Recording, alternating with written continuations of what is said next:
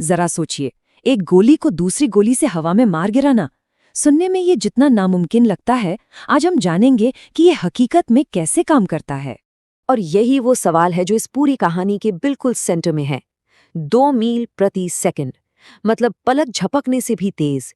इतनी तेज रफ्तार से आती किसी चीज को रोकना, ये कोई मामूली चुनौती नहीं है। ये तो फिजिक्स, स्पीड और टाइम के खिलाफ एक रेस है। देखिए, ये समझना बहुत ज़रूरी है कि हम किसी जादुई शील्ड या किसी एक कवच की बात नहीं कर रहे हैं। आज की मिसाइल डिफेंस असल में आसमान में खेली जा रही एक हाई स्पीड चेस की बाजी है। हर एक चाल पूरी तरह से टेक्नोलॉजी और स्ट्रैटेजी पर निर्भर करती है। हम सबने आयरन डोम जैसे सिस्टम्स का नाम तो सुना ही है, लेकिन सुर्खियों के पीछे की कहानी कुछ और ही है। पर्दे के पीछे कुछ ही सेकंड्स के अंदर पता लगाने, कैलकुलेट करने और फिर हमला करके रोकने का एक बहुत ही कॉम्प्लेक्स, कह सकते हैं एक तरह का डांस चलता है, जहां हर मिलीसेकंड की कीमत होती है। तो किसी भी डिफेंस सिस्टम को समझने से पहले ये जानना ज़रूरी है कि वो आखिर लड़ किससे रहा है ना? यानी कि खतरे क्या-क्या हैं। मोटे तौर पे हवाई खतरे 2 तरह के होते हैं और दोनों का काम करने का तरीका एक दूसरे से बिल्कुल अलग है। अब ये स्लाइड काफी दिलचस्प है। देखिए, बैलिस्टिक मिसाइल को समझिए एक पत्थर की तरह, जिसे पूरी ताकत से ऊपर आसमान की तरफ फेंका गया हो। शुरुआत में रॉकेट का जोर लगता है और फिर वो ग्रेविटी के सहारे नीचे गिरती है।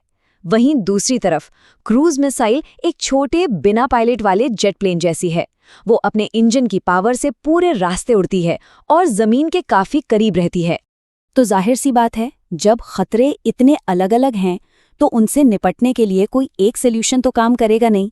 इसीलिए इजराइल की जो स्ट्रैटेजी है वो है एक मल्टी लेयर्ड डिफेंस सिस्टम, मतलब सुरक्षा की कई परतें, और हर परत एक खास तरह के खतरे से निपटने के लिए ही बनी है। सबसे पहली और सबसे मशहूर परत है आयरन डोम। ये शॉर्ट रेंज खतरों के लिए है, जैसे रॉकेट या मोटार, जो अक्सर पास के इलाकों से दागे जाते हैं। अब अगली परत आती है डेविड स्लिंग।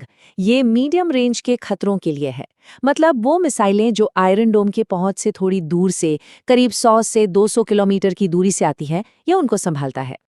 और फिर आती है सबसे ऊपरी परत, हमारी आखिरी line of defence, arrow system. ये लंबी दूरी की बैलिस्टिक मिसाइलों के लिए है, और इसकी खास बात यह है कि ये इन मिसाइलों को धरती के वायुमंडल में घुसने से पहले ही, मतलब स्पेस में ही खत्म कर सकता है।